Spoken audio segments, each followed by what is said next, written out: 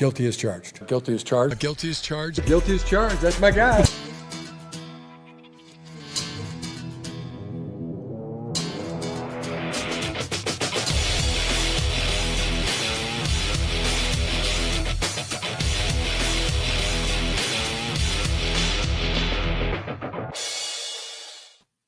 Hey, what is up, everybody? Welcome to the Guilty as Charged podcast with our new intro, done by Tyler. You know, cut up with all of the recent times that Jim Harbaugh has said "guilty as charged."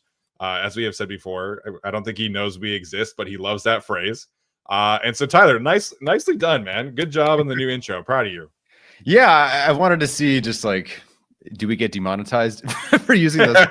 So it's, you know, it's a work in progress. So to work on it over time, but yeah, I had some fun with that one for sure. I know people really like the intro music, so even though maybe it doesn't fit or whatever, like people like to vibe to that. I've even heard people like want to use a substance while they watch or listen to that. So you know what? I'm leaving that for the people. Threw in those GAC shout outs and then just let the rest of it go from there. But it was fun. Yeah, nicely done. Those are the things that we get done in the summer. So that's where we're at. And the Chargers are in the same kind of vibe, I think. Randomly dropping a teaser for the new uniforms on June 17th.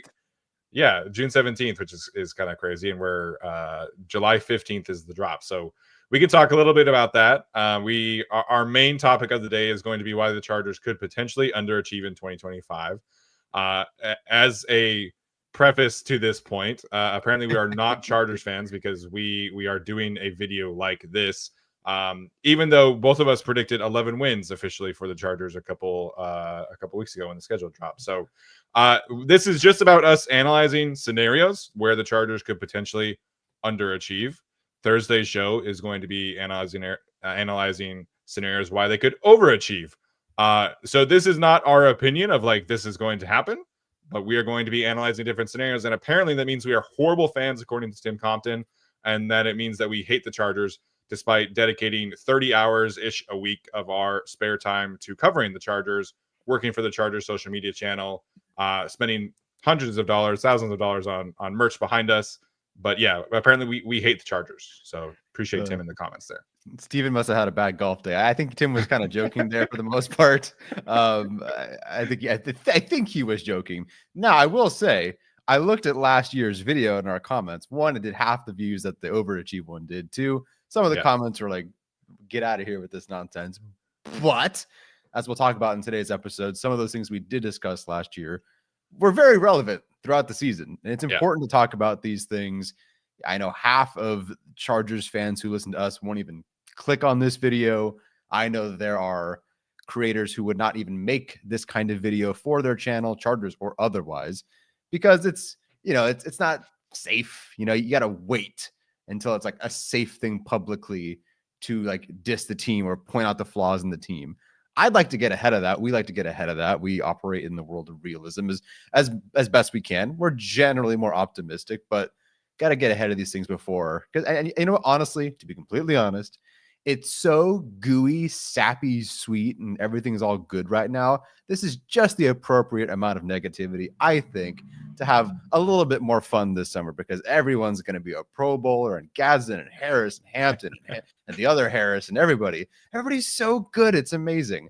I like that we're just going to sprinkle in a little bit of negativity, a little bit of doubt, a little skepticism in here today. Yeah. The Gadsden hype right now is full steam ahead, you guys. I will say regarding Oronde Gadsden II, it would be amazing if he turns out to be as good as people want him to be, because the Chargers have not had that kind of tight end in several years, obviously, you know, since prime Antonio Gates. So the Chargers need a long-term tight end one. I would love it if Gadsden became that guy. It would also be 2 years in a row that Joe Ortiz has turned a fifth-round pick that I didn't like that much into a legitimate player, which will help me kind of figure out who we need to trust at certain moments and things like that. If Tim was being sarcastic, I apologize. I don't believe he is. I believe I've seen him in the comments before saying similar things there. But Tim, if you are, I apologize for the sass. And for the record, I actually had a really good golf day today. I needed a par on the last hole to hit under 90 on a course that I usually am at like 94, 95 in, and I bogeyed it. So I hit 90. I hit 90 exactly. But that's 4 or 5 strokes that better than I usually hit at that course. So I'm happy with it.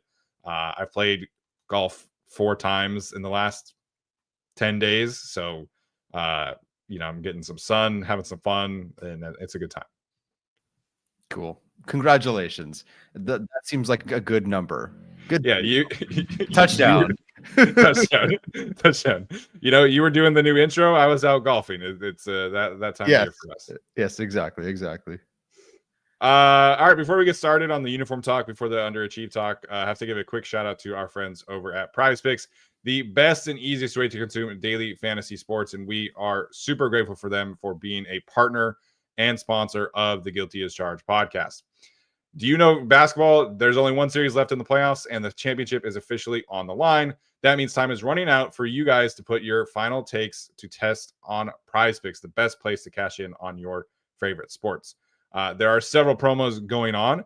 As we have discussed, Flex Friday is an awesome thing that I love every single chance to hop in on there, because it means that I will not lose money. So Flex Friday will be happening this Friday. Game 6, championship on the line. Thunder have a chance to clinch their first ever championship.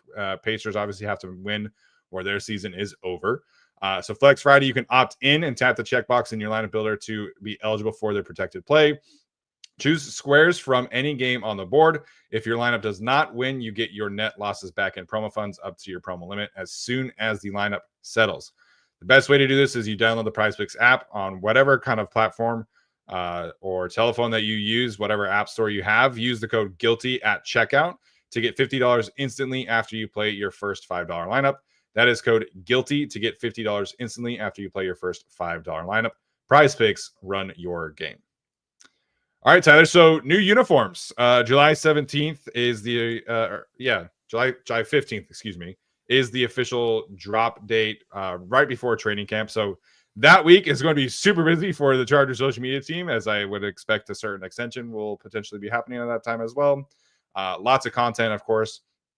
The Chargers are confirmed to be dropping 2 new alternate uniforms, despite some investigative work from Alex Insdorf. The little pictures in the corner of the promo day were Oregon players, not potential Chargers uniforms. But they are doing 2 new uniform kits. I guess I can say this: the Royal Blues are potentially going away. At least in the capacity that we are used to them seeing them. Obviously, they did not use them last year. So what is your pick or opinion for what these 2 uniforms will ultimately look like on July 17th? 15th? Yeah, locked in guarantee that it is some variation of navy blue, and it will have to be a throwback to specifically the time that Jim Harbaugh was playing. Like, I mean, the variations of the uniforms, I don't know how much they've changed over the years, but like that specific navy is going to be there. I think that's pretty much a guarantee. They have Jim Harbaugh as the coach. He is trying to bring the team, back, not back to San Diego. I don't want to say that. I'm not saying that, but they're practicing at the University have a of presence San Diego. in San Diego. They're returning, since I think the first time since COVID, back to Pendleton last year. Obviously, they get the practice again this year. There's roots there for Jim Harbaugh. Obviously, the Chargers have their roots there, and I think going back to something like that, 1, just fits, and 2 is smart. I would be stunned after, if your job as a team, and this is all about branding and merchandising and earning money and revenue. I'd be very surprised if the social media team and everyone who does all the, who tries to figure out what the pulse of the fan base looked at all of that and all the Chargers fans calling for those specific throwbacks and them going, nah, let's not do that one. Yeah. The second one was what surprised me. I think the navies were pretty much locked in this whole time. I am surprised that it is too. So that one, I think a lot of people are saying it is a new royal blue color, not color, but variation on that one. Everyone's kind of posting that Dan Fouts sort of color scheme there. It will not be, I don't think they go black. I just think that's strange. And then the navy is close enough anyway. It's not that it's black, but it's very dark. So I don't think they need to go with like a black uni there. So as long as they get rid of the one uniform that has cost them like 18 games in a row, I'm good with that. Yeah, I expect one of the uniforms will be kind of a throwback navy combination. Throwbacks are all the rage right now, and I think the Chargers probably wish they could have, started that trend. They were definitely one of the teams who started the like the minimalist look that is so prominent now in the NFL. They were one of the first teams to do that. I would expect they jump in on the throwback bandwagon. What happens with the other one, I think, is going to be very interesting. Apparently, Jim Harbaugh, according to Calvin, suggested like an all gold kit, which that would look hideous to me. Yeah, and the Rams have their own all yellow, yeah. whatever you want to call it. So, yeah, you want to do your own thing while also kind of staying away from like overlapping too much with what the Rams are doing overall. Yeah. A lot of people hinting at maybe the video that they released could hint at like a black uniform. They sent out a poll to season ticket holders about potentially having a black uniform, and I can't imagine that went super positively, given who the Chargers' main rival is. So I don't think it'll be a black one. They theoretically could tweak the navy enough where they could keep that navy helmet. And so the idea of doing a new helmet to me, I think is something that I don't know if it's going to be what people expect. It could be a yellow helmet. It could be a powder blue helmet, I think is potentially on the table. But I don't think the second one, I don't think it's going to be as cut and dry as like, oh, they're going to bring back both of the alternate Navy kits from when Jim Harbaugh played, which was obviously Navy helmet, Navy top, white pants, and then Navy helmet, white top, Navy pants. Like, I don't think that's happening. I think the second one is going to be something that is going to be a little bit of a surprise, I guess. Yeah. I definitely think so. Yeah. The Navy, lock it in. The surprise one is, I think, going to be a surprise. Yeah. I'm very curious to see what they do, because the promo phrase was the best get better. And I know that the Chargers absolutely love their powder blue yellow combination, and rightly so. To me, it's like one of the top 3 sport uniforms in the sport. And that's why I'm wondering if it's a powder blue helmet, because they love the powder blue yellow combination. And I could see a world where they do a powder blue helmet to go with kind of a new road kit or something like that. So yeah, that's just a guess. I have no inside information on what the new uniform is, but I know that this team and this organization thinks that the powder blue yellow combination is the best combination in sports, and that they absolutely will stand by that. And I also know the players love the all white kit. Like that is the players' favorite kit, except for the offensive linemen. They hate it. Fair. Not a super slimming look for us bigger guys. But the players love the all white kit. So, that's a combination that I think they need to continue to lean more into. They wear it, I think, 4 times a year. I think that should be 6 or 7 times a year. I've said this before, but I hope one of the new uniforms is a road option. Like, I hate the white top yellow pant combination. I think that's not enough contrast. Like, you want to have, if you're wearing a white top, you need to have a darker pant kind of thing. Like, I think you need that contrast. So I am hoping that one of these new uniform combinations is a road alternate, which they can wear like twice a year, and then the other 6 or 7 games they can do the all whites, and then the same thing at home where you could do powder blue combinations for 6-7 games, alternate twice. So you're essentially getting 4 games a year where you can do the alternates. I think that's kind of how I would like to see this work out. Yeah, that would be awesome. The most important thing is it drops 2 weeks before my birthday. So I know it already. I'll be asking for when I turn 30. Yeah. And they are dropping new merch with whatever happens, whatever uniforms they are getting. They are dropping new merch. Yeah. I think this, if you can get to the actual team store after it drops, I can't wait to see that. So I will be down there for training camp, and I am definitely dropping by SoFi Stadium to see what we can pick up there. And there's also that other smaller store like right Mhm. outside the practice facility. But if you're in the area that week, I would definitely plan on going to the team store and picking up what they can get.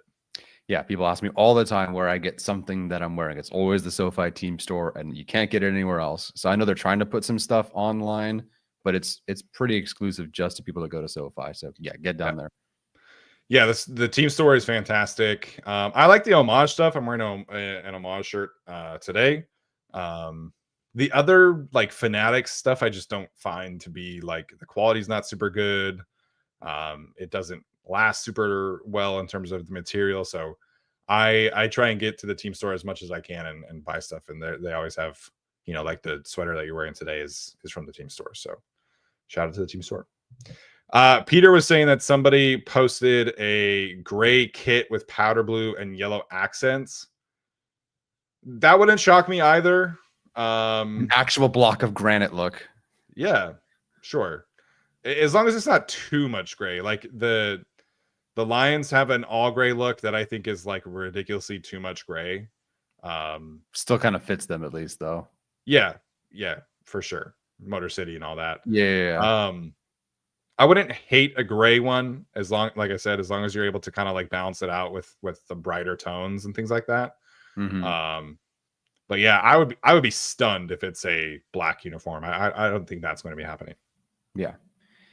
We will So see. kind of like a stormy cloud. Sure. Yeah. I feel like if you go gray, it's less of it depends on the gray. At that point, it's more like a rain cloud. Just like, I don't know. Like, woohoo, there's your season. Wear the rain cloud uniforms. Apparently Alex just tweeted or quote tweeted a gray one. Oh man. Did he? Where's it at? I don't know. I don't know if Alex is in the chat right now, but I don't think so. He'd already be telling us about Gadsden. So yeah, I don't see the gray one that maybe somebody else posted it, but I do not see Alex is returning. Yeah. All right. Let's get to some I guess I should mention this. Your friendly neighborhood Spider-Man, on brand, on topic. The Chargers know Steven doesn't like the white on yellow, so they're going to go full on yellow for the New Jersey. I don't think no, so. thank you. I hope not. Yeah. Okay, let's get to our main topic of the day. Of course, this is, again, not our opinions necessarily, but we are talking about why the Chargers could potentially underachieve in 2025. Yes, and right now the Vegas win total is at 9.5 games, and we'll talk about a little bit of last year. I wanted to have this one first, revisiting last year, just to talk about like how this exercise worked for us, and then of course how the Chargers did. So we talked about last year why they could underachieve. We were very much so questioning the interior offensive line. One slide dedicated to Bradley Bozeman, another one to both guard spots, and then we had an unproven cornerback room. And then is the wide receiver / tight end room enough? We had some questions with both coordinators, and then of course schedule timing and the mileage, because the Chargers are basically always going to be one of the 5 like most traveled teams in terms of mileage every year. Regarding Bozeman and the guard spots, yeah, that held up. Unproven corner group. Thank you, Jesse Minter, and the great play of Cam Hart and Tarheeb Still and some of these guys. Is the wide receiver tight end room enough? No, it was not.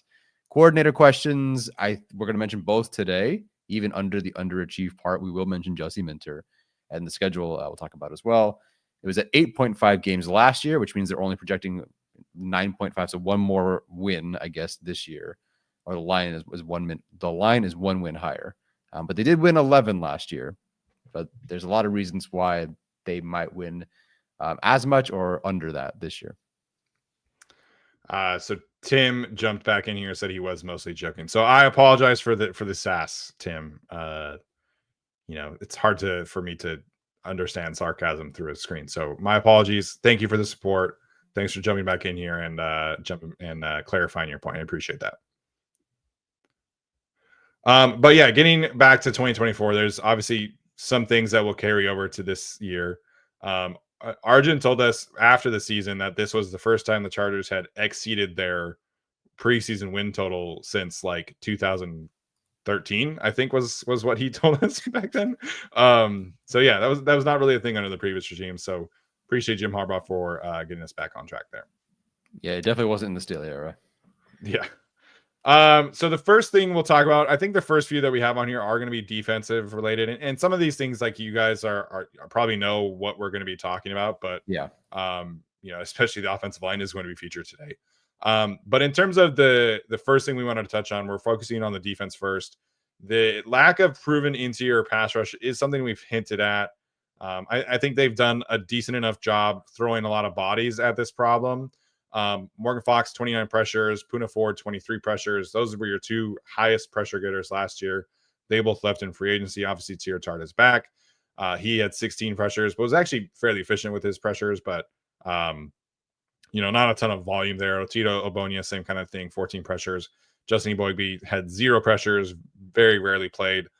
He does look noticeably bigger this year, but he has not proven it on the field.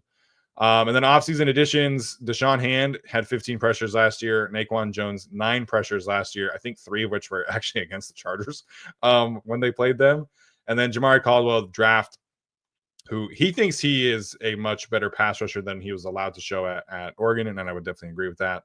Mm-hmm. So this is kind of where we wanted to start, because Poona Ford and Morgan Fox were 2 of their better players last year, and they have left in free agency. Yeah, it's not a requisite. It's not a required thing to be a great pass rusher in the interior defensive line for Jesse Minter's defense. He's drafting or signing guys that are over 300 pounds, sometimes 310, 315, 320 with these guys. Generally not your pass rushing types. You stop the run first. You might be more of a power rusher. You're not a smaller finesse, like 90 pressure, 80 pressure, 70 pressure, 60 pressure guy. Still, though, you have to rush the interior in some capacity. And right now, they don't have a guy who is proven to do that. And I did want to throw that word in there, proven pass rush, because maybe Eboigbe gets 25, 30 pressures this year. Maybe Tart with more snaps. Like you said, he was very efficient on a per play basis. So maybe in a more of a full-time role, he gets 30 this year. Maybe he has a huge breakout season, is better than Poona Ford was. I know some of his per play stats were better. They can get better overall, but even Jesse Minter said, we maybe traded 1 or 2 guys for 2 to 3 guys this year. So it's a bit more of a committee, which really even in itself indicates that he believes it's about, the system of guys working together and that they don't necessarily have a guy. And you know what? As far as play, how they did last year, it worked pretty much no problem. Could they have used an Aaron Donald or Chris Jones? Sure. Why not? Didn't materialize, but it still worked out for them overall. But still, we'll talk about the offenses they're going to face this year and some of that talent. You got to have that interior pass rush. Clearly, it was great for the Eagles to have that against the Chiefs, who the Chargers will face in week 1 this year. It'll be a while, I think, as Steve and I might die before we see a Chargers interior rusher get over 40 pressures in a season. But it is what it is. As long as the defense is good, I suppose I don't mind. But right now, they don't have a proven group. And as you wrote at the bottom here, like Khalil Mack, Tuli Tuipulotu need to stay healthy. I'm not really sure. Like, we could have just made this all about the pass rush in general. Now, I do believe in Khalil Mack. You believe in Tuli. I think we feel good about those guys. But still, like, it is not. Khalil Mack might take another little step down this year. Tuli might not take that step forward this year. And now you're looking at 2, average pass rushers, perhaps, or maybe slightly above average pass rushers. And your interior guys are getting 1 per game per individual. So that could be very concerning as you play some very, very, very good offenses this year. Yeah, I think the more we're learning about Jesse Minter, the more we're kind of figuring out what kind of types of players that he likes. And, no shade to Morgan Fox. He didn't exactly fit the archetype from a physical standpoint of this kind of player. But it's possible this group just looks at defensive tackle as a lot of people will reference like the cornerback room as kind of a sum of the parts room, as opposed to we need stars. And that's definitely a zag from where the rest of the NFL is, if that is how they value defensive tackle, because everybody else is kind of looking for that blue chip defensive tackle player. Not to say that Jamari Caldwell or one of these other guys can't become that player. But they definitely prefer pocket pushers and guys who can execute picks properly or stunts or things like that. Jesse Minter was mic'd up from one of the mini camp days, And he spent a lot of time working with the defensive tackles and Mike Elston on properly executing a pick technique. And so a pick technique is essentially you as the defensive tackle, you're washing down and you're trying to take two guys with you. So the edge rushers or a linebacker or Derwin can kind of loop around towards the middle and have a clear lane. And so I think that is possible here, where they're looking more for guys who are doing the dirty work as opposed to, hey, let's go win one-on-one and let's go, execute this kind of pass rush move and figure out how we can get to the quarterback on your own. And so I think that is possible. Again, we'll see. I still don't think we have enough data of how Jesse wants to build this room up when given proper resources. So if he takes a first round defensive tackle next year, then we'll have that answer that they want to go look for a blue chip player. So I think that part is interesting to me, but I think the Chargers have enough guys who can push the pocket. And I liked what I saw from Deshaun Hand as a pass rusher, on a per play basis. I liked what I saw from Tier Tart on a per play basis. They just are guys that haven't done it from a full-time standpoint. And so we'll have to see, if these guys can kind of, hit that 28 to 30 mark is to be determined right now. Yeah. And again, the pass rush doesn't have to just come from these guys or even the defensive line. You could just be the engines that make the linebackers or safeties or DB blitzes go. And that could be how you manufacture. And of course, Jesse Minter can absolutely make that work from that perspective. So it's not a huge concern. One, I just didn't want to start with interior offensive line because we will get to that. But two, you did lose your two guys with over 20 pressures. So yeah, right now, the interior defensive line pass rush is unproven. Yeah, I would agree with that. Okay, before we continue, our audio audience is going to take a quick break. And on YouTube, we are going to continue right along right now.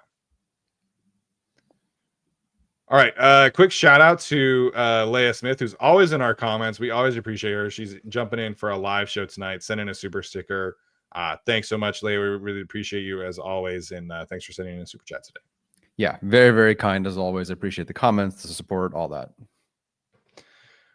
Getting back to the defense here, I think there is a world where Chargers fans and we should be preparing for some defensive regression from this team. Not necessarily because of their own fault, which we've talked about a little bit. The schedule is definitely more difficult. The skill players, quarterbacks, definitely more difficult. But some 2024 statistics that I think point out some areas of improvement, some areas of concern. They were 5th in total defensive EPA per play last year, 7th in success rate. If you're just highlighting third downs, they were those exact same rankings. So third downs, Jesse Minter was absolutely on fire all season long. That being said, in terms of the fourth quarter, they were 25th and 28th in those rankings, which is definitely a concern. I think that showed up in particular against, the Bengals and the Bucks and the Ravens and things like that. If you highlight some of their weak games, 24th in EPA per play that week against the Ravens, again, that specific week, 26th against the Broncos, 26th in week 16 against the Broncos, 26th against the Bucks, 26th in week 16 against the Broncos. So there were some definite moments where the Chargers, I think, lack of blue chip talent definitely showed up. There were definitely some games where they just kind of got behind the 8 ball a little bit and were not able to kind of continue that point, even against the Broncos in the first game, where they played great through 3 quarters and then Bo Nix scrambled for a few yards and they made it at least interesting in that particular game. And obviously the EPA per play stats in that fourth quarter are not great. So the Chargers, I think, do have some areas where they can improve. I would be pretty surprised if they finished 25th and 28th in the fourth quarter again. But we can talk about some of the reasons why maybe the total EPA per play and total success rate might come down a few spots as well. Yeah, and I don't think it's any cause for concern or Jesse Minter's overrated or something like that if the defense becomes, let's say, 15th or 16th this year. Honestly, that's still pretty good given what he's working with right now. They are still transitioning to his specific kind of defense. And ultimately, they've been spending quite a bit or investing early on in draft picks in the offense. And the defense has kind of had to wait. What Minter did last year was basically a miracle. And if he pulls it off again, he's gone next year. He's going to get hired, I would imagine, because that is ridiculous. With the interior defensive line, I know some uncertainties there. The edge rushers, again, the corner group being more of a sum of all the parts and a specific individual. we'll see about the defensive talent overall. I like that you wrote here, like, what if these guys don't take a step forward? What if Tarheeb Still, Cam Hart, Junior Colson, Tart, etc., don't take a step forward like we think they will? I think with discourse among Chargers fans or most fans of any team, the expectation is, well, this person did 20 pressures this year. Well, progress is progress, and that's a linear upward trend, and let's go to 30 pressures next year. But, it doesn't work out like that. I mean, I mentioned for different reasons that things didn't work out as much, but we mentioned in 2023, we watched Chuli have one of the best edge rusher rookie seasons in the last 10 years, let alone for a second round pick. And everyone's like, okay, well, he's going to take this big step forward. And I believe that for sure too. And not that the tape was bad or the numbers were bad, but it just didn't happen. He didn't go from the rookie wonder to second year, all pro kind of guy. Yeah. He was a little bit better, but it was not a huge leap forward. Right. So these guys, Tarheeb Still, Cam Hart, ultimately, I've been a Chargers fan long enough. I think this is my 10th year covering them in some capacity. Guys get worse. Guys have rough seasons. Coverage is not, what's the word? Steady, year after year after year after year for the most part. Defenses in their backfields, they're not steady. These numbers aren't steady for the most part. With Minter, I'm not ruling him out. I will talk very positively about him, which I'm sure will then bite me in the butt at some point. But for reasons we'll talk about later as well, I think it is possible if the defense regresses. It's not a bad thing, but it might not win them a game or two like it did last year. Yeah, I think last year we felt comfortable heading into most every game feeling like the defense had an advantage from a coaching standpoint, a game plan standpoint, and that can still be the case. Obviously, I do still expect the Chargers to be very well prepared, but they're very clearly going to be relying on some of these players taking these positive leaps forward, and we could put Justin Boygby in the same kind of conversation, Tuli, who you mentioned as well. But if Tarheeb Still just is hit my microphone.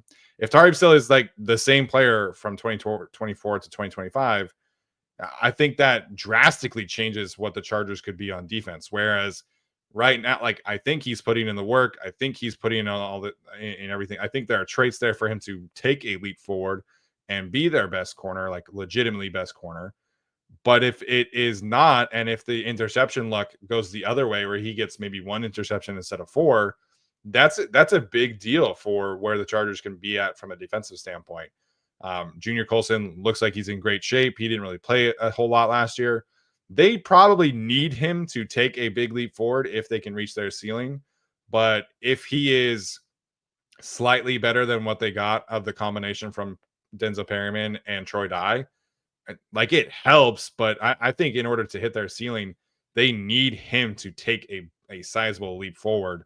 And I think he needs to as well, just for his own sake. But some of these guys, if they're just slightly better or the same versions, then I think where the defense can go with a much more difficult schedule can definitely change and makes becoming a top 5 defense in EPA per play much more difficult if these guys are not all in unison like that. Yeah. So anyone who's selling you on the idea of this defense being top 5, granted, I kind of said this last year, so maybe that's my own darn fault. But anyone selling you on that again this year, I think it's just too overly optimistic. But I still think the defense will be good. Yeah, we'll get to the schedule breakdowns here in a little bit, but I think the next point here that you have is a big reason why we can potentially pencil in regression here for the defense. Yeah, so ultimately there's a murderer's row of weapons they have to face next year. Some of the names you might laugh at. Some of the names, I guess, might not be on the team that they're currently on as well. But yeah, we watched towards the end of the year, and we talked about the fourth quarter of the games that weren't so good for the Chargers on defense. A lot of that was your Nico Collins in the postseason. A lot of that was Mike Evans, G. Higgins / Jamar Chase. And people will point out, Cam Hart was off the field in several or all of those scenarios. Again, is he going to take that step forward? Can he avoid another concussion or injuries? And right now he is working with the second team for what it's worth. So who knows how much he'll even be out there, but it's a murderer's row. I mean, it's Malik Neighbors, Terry McLaurin, I think, Jalen Waddle, and Tyreek Hill potentially. The Colts wide receiver trio, not one particular superstar necessarily, but 3 great players there, and they added more. Justin Jefferson, yes, right. Justin Jefferson, you can add Addison there as well, I guess. DK Metcalf, Brian Thomas, Travis Hunter, I think. AJ Brown, Devonta Smith, CeeDee Lamb, Nico Collins, Rashee Rice. Who people will be like, why is Rashee Rice on there? He was on a tear until Patrick Mahomes flew into his knee. Until he teared his ACL. Yeah, yes, exactly. Then Travis Kelce, Brock Bowers twice, great. And Cortland Sutton, but I got to throw him on there. I got to respect. I think it's more the Denver offense overall than just specifically Cortland Sutton. Sure. But that is a lot to get through. They will face 5 all-pro receiving options in 2025. Yeah, and a lot of these guys who did not make All-Pro last year could make it. The receiving talent in the NFL in general this year is just insanely good right now. Like, we all have these conversations about like Ladd being a top 10 receiver. Some people think that he's already penciled in there, but then you actually sit down and you make the list and you're like, okay, so right. You feel great about Ladd. This is not a knock on Ladd at all, but he's probably more like 15th, 16th, 17th, just because there are so many high-end receivers, and there's 5 every single year that are going to come in and jump in those conversations too. So, George Pickens could be on this list too for the Cowboys. Yeah. And there are some other players that we probably could mention, but the amount of wide receiver ones, like I think if you made your top 10 right now, you're probably including half the names on this list. Like it's pretty tough, man. Like, you're talking about Justin Jefferson, AJ Brown, CeeDee Lamb, Nico Collins. That's kind of like your consensus. Or Tyreek Hill, depending on how you feel about him. Maybe he's your top 5. Brock Bowers is potentially the best tight end in the league right now. So it's a much more difficult skill player schedule that the Chargers have in 2025 than it was in 2024. Yeah. So some games it worked out. For the most part, I think it worked out okay for some of these players in some of these situations. Yes, it's Malik Neighbors. How's the quarterback situation going to be there for some of these, the Colts? Well, how's that quarterback situation playing out? Is JJ McCarthy going to make it work this year? I don't know. We'll find out.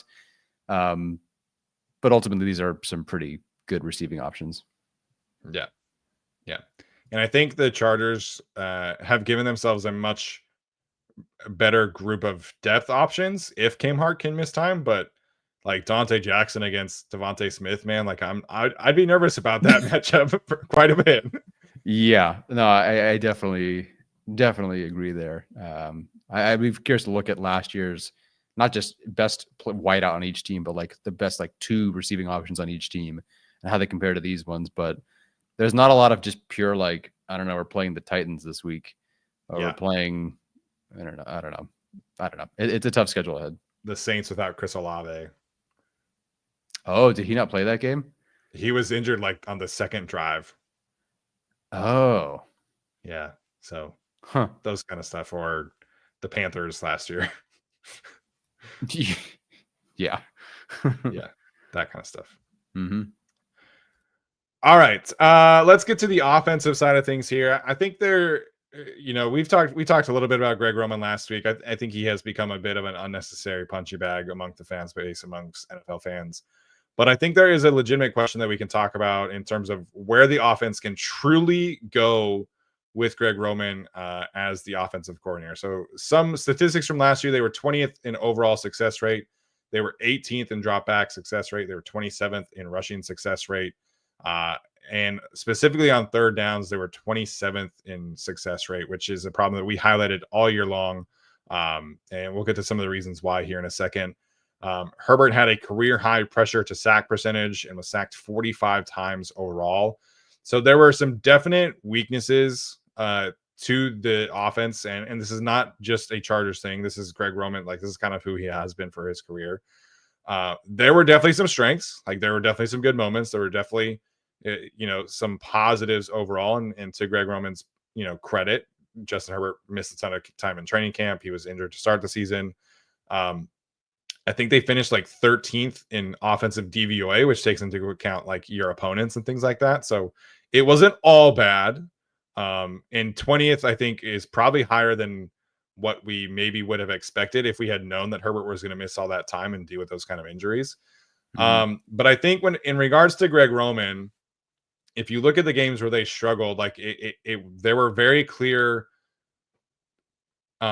themes in those games where the Chargers offense could not get going, and they play a lot of those similar kind of coaches this year. Brian Flores obviously is going to be the biggest test possible. His offenses have never, ever done well against Brian Flores. Vic Fangio is on an absolute heater. We know about Steve Spagnuolo, what he can do. D'Amico Ryans absolutely ate him up in the playoff game. Vance Joseph twice in that defense. I put a question mark next to Terrell Austin because I'm not sure, like, really how much does he do versus Mike Tomlin. But the offense really struggled in that game. Obviously, injuries were definitely a major factor there. But, you know, it's kind of the polar opposite of Jesse Minter, where we know that he is going to have answers for what other teams are doing on a week-to-week basis. Whereas Greg Roman, when he gets into these games where it's a one possession game and you need him to scheme up certain things on third down in the fourth quarter against a great defensive coordinator, I think that's a legitimate question, and how the offense can really overcome that, I think, is going to be a key theme throughout the season if they are going to overachieve. If he gets outcoached against all of these guys, that's 1, 2, 3, 4, 5, 6, 7, 8 games where the offense might be behind the 8 ball from a schematic standpoint. And I think that's of all of the reasons why the offense might underachieve, I think getting out coached against these 8 coaches is a big reason why it could potentially underachieve. I agree completely with that statement there. We'll talk about, obviously, the Chargers added players on offense, so it's not the same group as last year. There's reason for optimism, but with Greg Roman, it really is always been, what is the ceiling? How high is that ceiling? This was our question last year. You know, we thought that Greg Roman would bring a higher floor, and even that necessarily wasn't established last year. Again, though we can talk about the weapons or lack thereof. But what is the ceiling? And I think in particular the passing game and or the protections that allow the passing game to work. Will that be easier because you have better options at the X? Probably. Will it be better because you have better running back options? Yeah, I think so. But I don't know. And as you mentioned, you know, 4 of the names or 2 of the names, but you see them 4 times. That's in your own division. And you can talk about the improvements the Chargers made on offense. That's great. Counterpoint, the Broncos made their own improvements on defense. And they are going to be an absolute unit out there. And can Greg Roman, with his on paper improved unit, be better against Van Joseph in that group? And really, which Denver defense or which Chargers offense are we going to see in those matchups against the Broncos? The first half of the second game or the second half of that game? I don't know. I really don't know, because everyone will point to the fact that Chargers swept them in those games, but they really struggled in that first half against the Broncos on both sides of the ball overall. So we will see. You mentioned here as well, like Quentin Johnson is still the leader for their wide receiver too. We don't know about a difference-making tight end just yet. Mike Williams, he's currently not practicing. Is he going to, how much of a factor is he going to be? Greg Roman is not exactly throwing running back screens, or at least he didn't last year. That may change. Steven has set the bar at like 11 screens for Marion Hampton this year, which sure. Sadly, I don't know how to answer that question just yet. Yeah. But yeah, what is their ceiling this year? And going back to the previous points, I should say, if the defense regresses, let's say they're 15th, and they struggle because some games Justin Jefferson just kills your entire defense, and it doesn't matter what you call, can the offense in turn make up for some games where just defense doesn't have it that day? And unfortunately, in games like against the Buccaneers, for example, it just couldn't. Greg Roman had absolutely no answers, and the Chargers got steamrolled that game, and the defense just got beat up that game because Mike Evans was Mike Evans, and their line was that line. And Liam Cohen was a freak that day, just absolutely calling everything perfectly that game. Bucky Irving, etc. So yes, this is, of all the reasons to doubt the offense, other than interior offensive line. But yes, my biggest concern is Greg Roman. Yeah, I think I believe the rushing game will be pretty drastically improved. 27th in rushing success rate last year. There were several issues. The interior offensive line definitely a factor there. The running backs definitely a factor there. As much as we like J.K. Dobbins, he was pretty inefficient, and Gus Edwards was even worse. So I think the rushing game maybe doesn't have like the highest ceiling given the interior trio, but I think the rushing efficiency should be in the top 15. I think that's a fair expectation, given Yeah. the 2 running backs that they have now, and given Mekhi Becton. I think that's fair. The passing game, though, I don't know where it can actually get to. Like, I think it will be better and more efficient this year, but I'm not expecting this to be like a top 10 passing offense. Like, there are too many other great passing games in the league for me to feel that way. So if the drop back success rate goes from 18th to 15th, is that enough of where we want it to go? Do they go from 27th in drop back success rate on third down to 24th? Maybe there are still some of the same issues, that plagued them last year. I just don't know if that's going to be enough for the Chargers to potentially, exceed their win total. So the passing game specifically, for me, it's overall like my biggest concern on the team. I need to see a more cohesive third down plan. I need to see a more efficient short game. And if those things happen, then I think I will kind of ease up a little bit on the Greg Roman stuff. But I think I question if they did enough from a personnel standpoint to make that significant of a leap in the passing game. And I think if they are the 15th best passing game in the league, is that enough for them to overcome some of the other things that are happening on the team with the schedule, stuff like that? Yeah, 15th would be solid. I know everyone wants to get into the magical top 10 or top 5, but I think 15th, considering where they were, would indicate that things are working. They're heading in the right direction. The moves made sense. The identity is truly being not just established, but what's the word? Expressed on offense. Yeah, and as Jacob points out, the run game gets better. That should help the passing game. There is definitely a double-edged sword, so to speak, there that can make both things work. But we just, some of these weapons that I think, again, they have a lot more bodies. They definitely have more depth, but have they done enough to elevate the ceiling of the passing game that significantly? I think is the question here. Yes, I agree. All right. Right on cue, Robert. Offensive line. Yeah. Robert telling us that we give no credit for getting Becton, who was the best run blocking interior offensive lineman in free agency. Sure. We didn't really get to the interior offensive line yet. So now, Robert, you can chillax. I am not sold on the interior offensive line. I believe Steven feels the same way, but I'll speak for myself right now. Zion Johnson, Bradley Bozeman, Trey Pipkins were not it last year. Neither was Sam Mustipher or whatever they ended up doing in certain games where other guys were hurt. Wasn't great. The interior offensive line was, at least the backup options were so bad last year that basically 3 backup center options aren't even on the team right now. And they did add Mekhi Becton. There you go, Robert. We said the thing. They added Andre James, and undoubtedly backup center is far improved this year.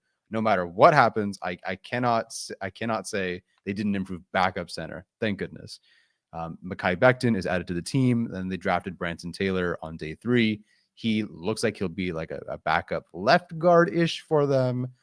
How much will he play? Will he be active on game day? I don't know. Some Chargers fans speculated he would win the left guard job. I don't know why, but new toy equals new winner of spot, I guess.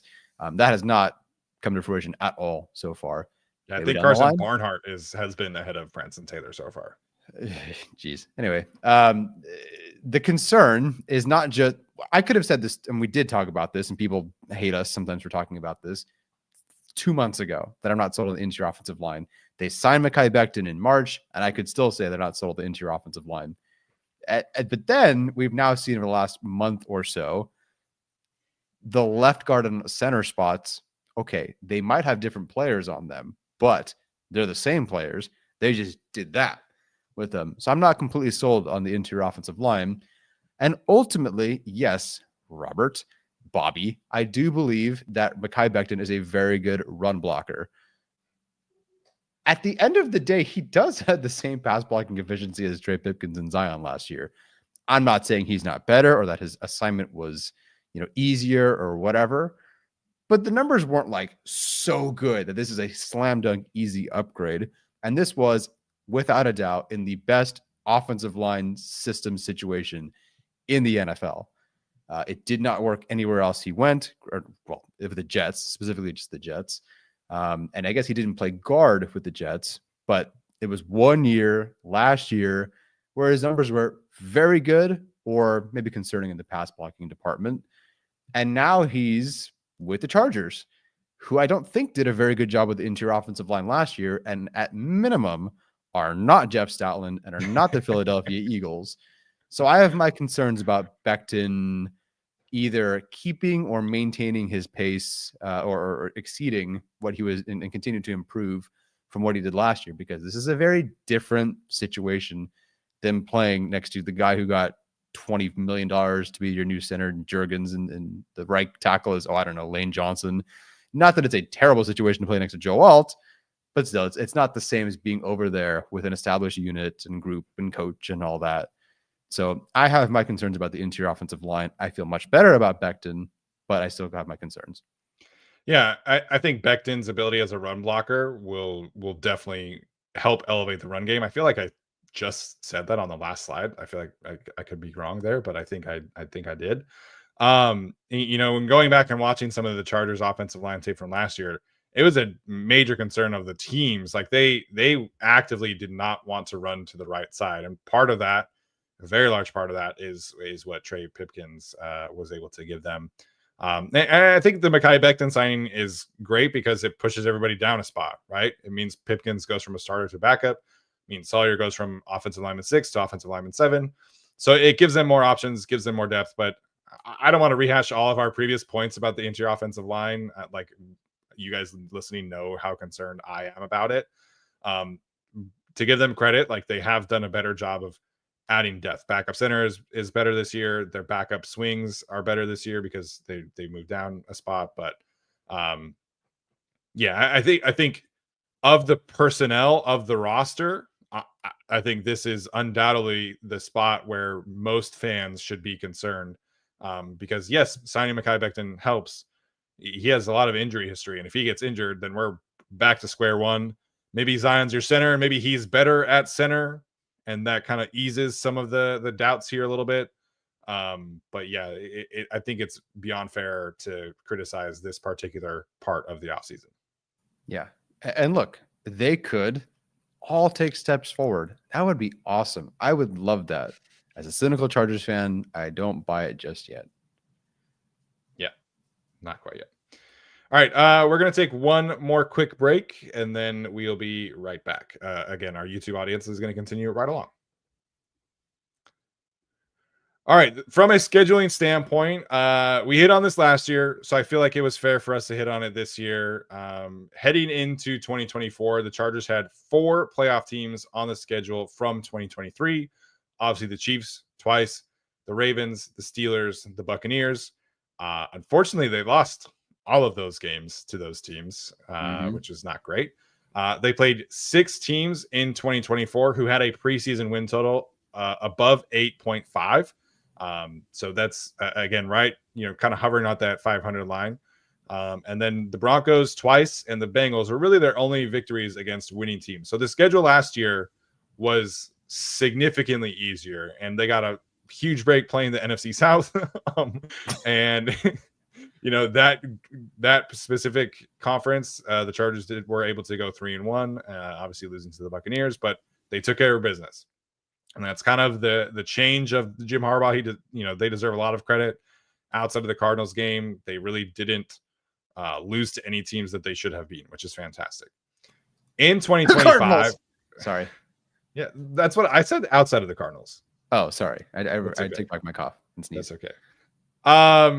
In 2025, they are scheduled to play 7 teams who made the playoffs in 2024. Obviously, the Chiefs twice, Broncos twice, Texans get the playoff rematch, Steelers, Washington, Minnesota, Philadelphia. So not only are they playing legitimate playoff teams, they are playing 3 of the 4 teams who were playing on conference championship weekend. They are playing both teams from the Super Bowl. This is a much different schedule than what the Chargers had the previous year. They are also scheduled to play 8 teams who have a preseason win total currently of 8.5 instead of 6. So even the second place teams is definitely, a bigger challenge for the Chargers. And then we've talked about this before. They will travel the most miles of any team in the league. Part of that is playing as a West Coast team. Part of that is playing in Brazil to start the season. But that's where they're at this year. I think it's by like a significant amount of miles that they travel the most of the team. And then we hit on this when the schedule came out. They have a week 12 bye, and then they play the Eagles, the Chiefs, the Cowboys, the Texans, and the Broncos. Dallas might be, we'll see what happens there. But if they're engaged, that roster is extremely good. They still have a great offensive roster. They still have Michael Parsons. They still have Trayvon Diggs, etc. That's their easiest game in that stretch. So if the trend from last year switches where they lose a couple games where they shouldn't, and they get to a situation where they have to win 4 of those games coming down the final 6, like that's going to be tough. So the final stretch of the season does definitely concern me. Oh yeah, last year we talked I think like superlatives on the schedule, like what is the most difficult stretch of games, what's the easiest stretch of games. I think when it came down to the most difficult stretch, there was like maybe 2 or 3 different spots where you and I could have said, that's probably those like 3, 4, 5 games. Unanimously, this is by far the most difficult part of the schedule. The team that won the Super Bowl, the team that lost in the Super Bowl, right there is to start that 5-game stretch sucks. Dallas might be terrible with Schottenheimer as their coach, or might just be terrible because they're the Cowboys and stuff happens, or Dak gets hurt. Who knows? But still, there's a ton of talent there. Houston, I have no idea if they somehow solve their offensive line issues. They could be dangerous. Regardless, they weren't exactly a well put together team when the Chargers played them in Houston. They were missing some players for sure. And that game didn't end well in the end, unfortunately. And at Denver sucks. Ending the game at Denver just absolutely sucks, especially if the Broncos and the Chargers are playing for, maybe if they're not playing for first in the AFC West, the 5th seed, for example, or the 6th seed, or whatever is, one of them gets into the playoffs. That makes them very, very, very dangerous there. So, yeah, it is a tough schedule. Ultimately, we picked them to win as many games as they did because of some of the stuff we mentioned previously, and some positively, like what we'll mention on Thursday. We're already on our next episode, but like ultimately what it comes down to is their opponents are better. It's just they did better last year than being 4th in the division. Therefore, they play a more difficult schedule. The good news is they play a lot of these good teams at home. The bad news is a lot of these teams take over that stadium, unfortunately, which kind of sucks. And one of their home games is in Brazil, which doesn't help them, as you mentioned. Actually, it might. Who knows? But I can't definitively say whether it does or does not at this point. So as where did it go? Jacob says, like, you got to beat some contenders to be considered one. Yeah. I agree. Like, they have to, I didn't feel so hot about the Chargers maybe until like the last couple of games where their offense started to click. But when they went out and played the big boys, they got beat. And so this year, hopefully they can beat a few of these teams. I don't need them to sweep the Chiefs. I'm not going to pick them to beat the Eagles, but just win some of these games. And yes, they did beat Denver twice last year. I think Denver is going to be a different team than they were when they first played them at Denver earlier in the season, where Bo Nix was just trying to figure out how to play football. Yeah, the first half of Bo Nix football was not good. It was. I was stoked. I thought it was great. You were very happy, but yeah. I think so. You look at that list. You have the 7 teams, right? Obviously, you play the Chiefs and the Broncos twice, so you have 9 games against teams who made the playoffs last year. I think if you can go, the Chargers potentially going like 4 and 5 of those games, I think is a reasonable expectation this year. I think that's where this team is at, and again, we'll get to some of the more stuff of why they could potentially overachieve, which we are predicting them to do. On Thursday, but I think this is a fair place for us to talk about the Chargers because it's almost double the amount of games you're playing against playoff teams. You're playing 8 instead of 6 against teams who are 8.5. Now, granted, like one of those teams is Miami Dolphins, so I don't know how engaged Tyreek Hill and everybody is going to be down in Miami when that happens, but it's still Miami. The Jacksonville Jaguars, I think, are going to be much improved this year. And their offensive coordinator, or their head coach, was an offensive coordinator who kicked Jesse Minter's ass last year, and in Liam Cohen. So it's a much more difficult schedule. I think we will definitely know where the Chargers are at coming out of, the bye week. And if we need to see the Chargers winning, 4 of these games, it's going to be a dicey stretch, that last stretch there. I've said this before. My brother is an Eagles fan. He listens to several Eagles podcasts. They are going to take over that stadium. Eagles fans are planning and preparing and rallying the troops to get everybody to get out to SoFi, which hard to blame them. Philadelphia in December doesn't really seem like a great place to live. So yeah, the Eagles, it's a very difficult matchup. It's going to be a lot of green in that stadium. I will be there. You will be there. So this is my rallying cry to Chargers fans, that if you want to help ease the schedule a little bit, show up in these primetime games like the Eagles game. It'll make it a little bit easier for them to potentially win these games. Yeah, that would be lovely. As much as I'd like to get pelted by snowballs somehow in Los Angeles in an entire game, or frozen batteries. Snowballs in their coolers. And they 100% would. That's the thing. And not only that, they won the Super Bowl and they know they're going to be good. Like, they will show up because they're expecting a win. So yes, please show up to these games.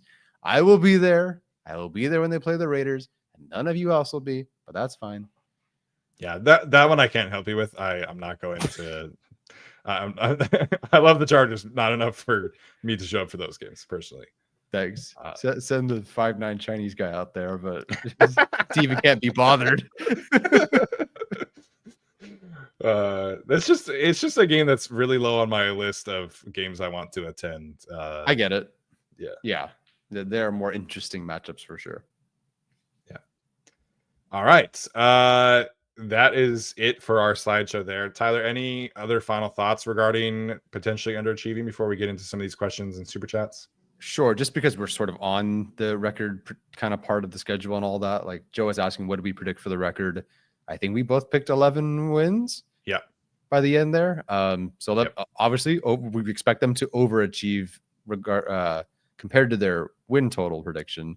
Yeah. My question is, what is like the actual bar for a successful season, do we think, for this year for the Chargers? Or you guys can mention it in the chat, because yes, like getting more than 9.5 wins is great. That's 10 wins.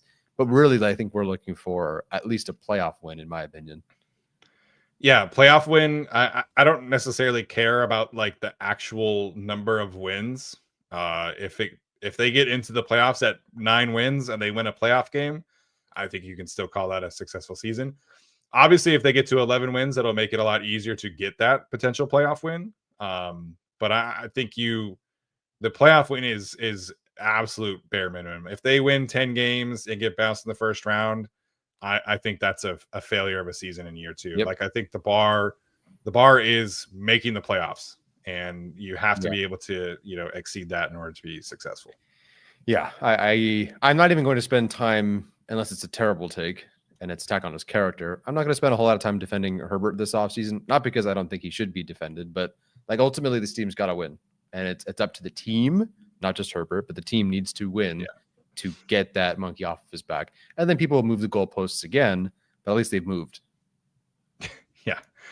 People will definitely move the goalposts. It was the same thing for Lamar Jackson. Lamar Jackson he puts up a lot of numbers in the regular season, but can't get it done in the playoffs. And there are still some people who are, riding that train. But until he won that first playoff game, it was pretty bad. I think if he plays awesome in a playoff game and they lose, I think some of that would go away. But I think if you kind of zoomed out and looked at like some of his worst games, I do think the second half in Jacksonville, second half in Houston, those are 2 of his worst halves of his career. Yeah.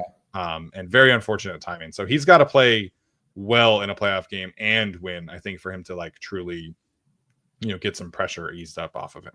Yeah. Or alternatively, just have the defense carry you like Joe Burrow did that one time, and then you'll be a winner, apparently. Yeah. All right. We have our guy Josh in here sending us multiple super chats, making sure he sarcastically is here for the first time. I know Josh personally, so I know that he's being sarcastic here, but appreciate him for jumping in here and sending some super chats. Yes, thank you very much. I think I've said it several times, but the monitors I use are from him. Thank you for making my life and grading and all that so much easier, because I have 2 monitors to work with. Yeah, he's a great guy. Yeah. Dark Samus says he didn't realize Dr. Alex was a regular host. Wish he saw my chats. I can promise you he sees the chats. Like, Alex is very active in the comments, even if he's not necessarily here with us on a daily basis or on an episode basis, I guess.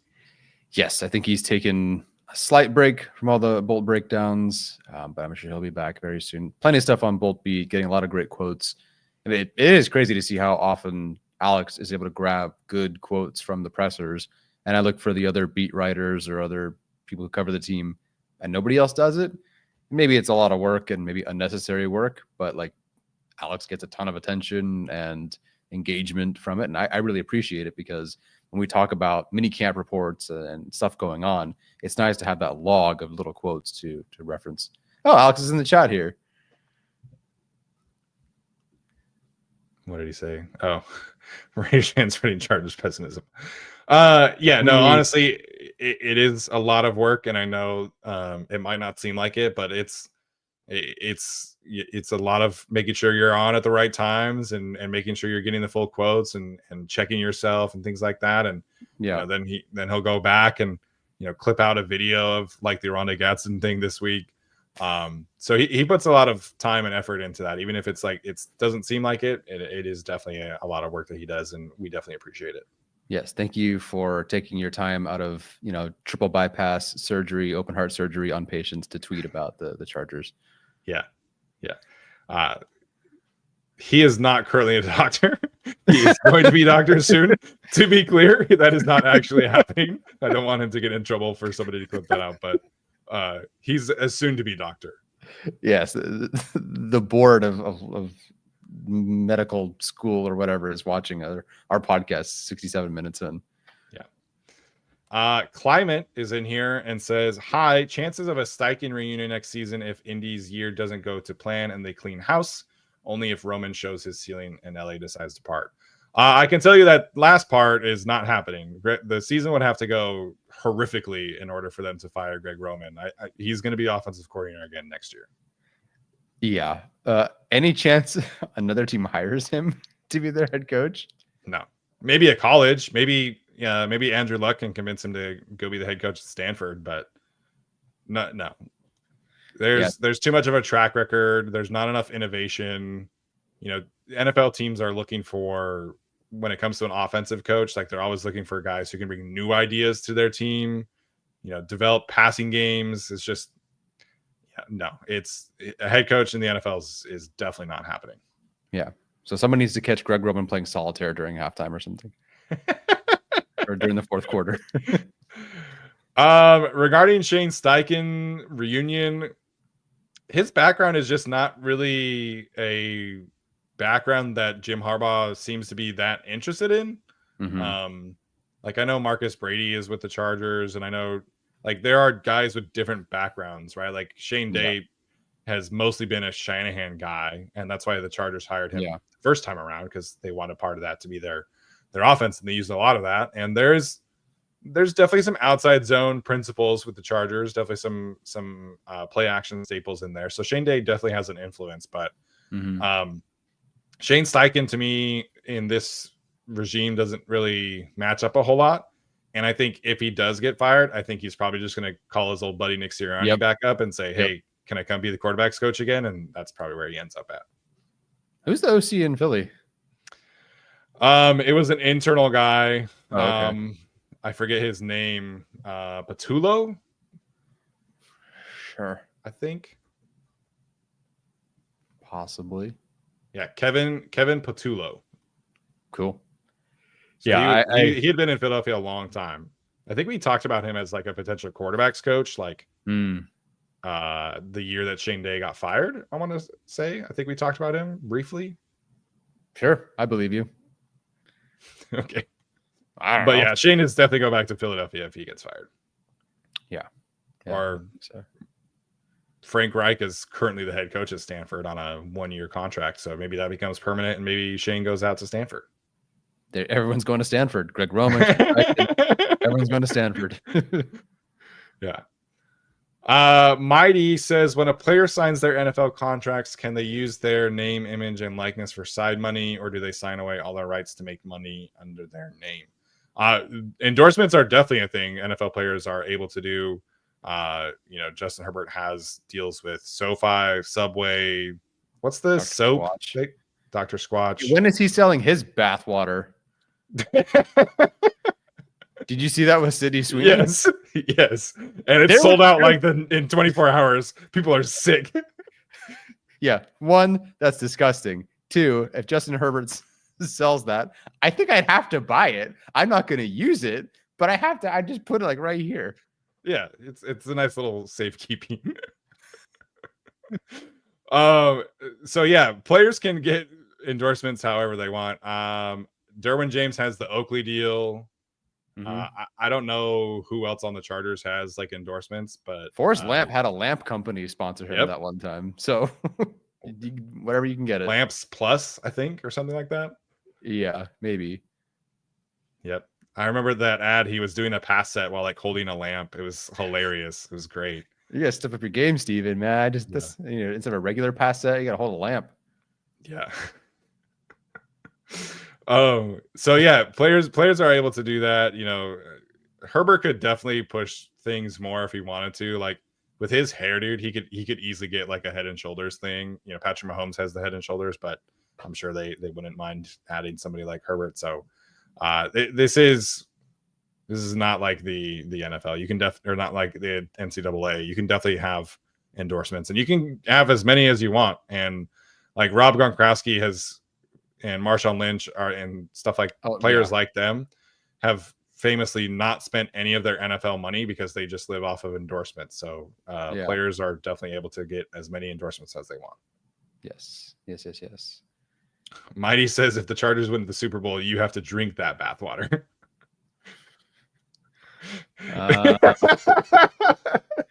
Can't we just go back to booty shorts the way it's supposed to be? Listen, man, I think that's disgusting, but if it means that the Chargers win a Super Bowl, I would definitely do that. Oh, I have to drink it so they win a Super Bowl? I don't know. Maybe more than $1.99 super chat if that ever happens. But yeah, listen, we get to the AFC Championship game and it's like, Tyler, you gotta drink this soap, dude. Sure, I guess I'll have to.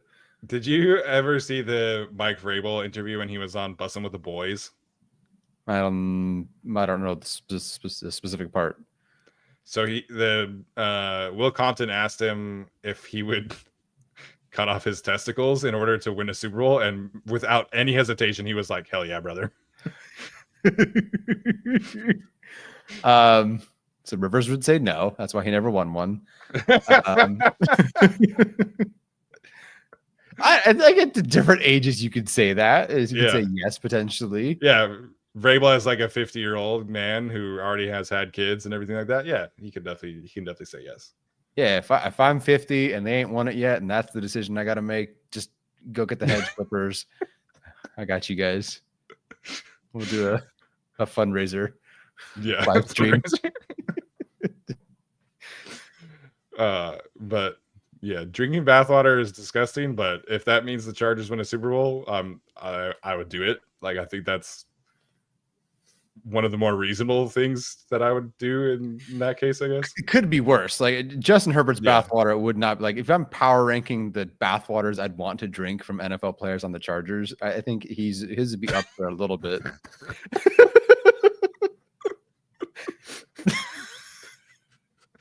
So our next episode.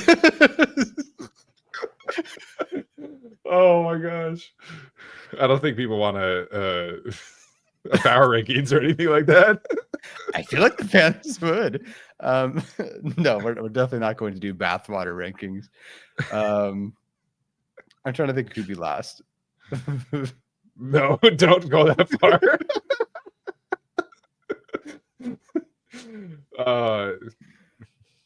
How did this even happen? I don't even understand how we got to this point.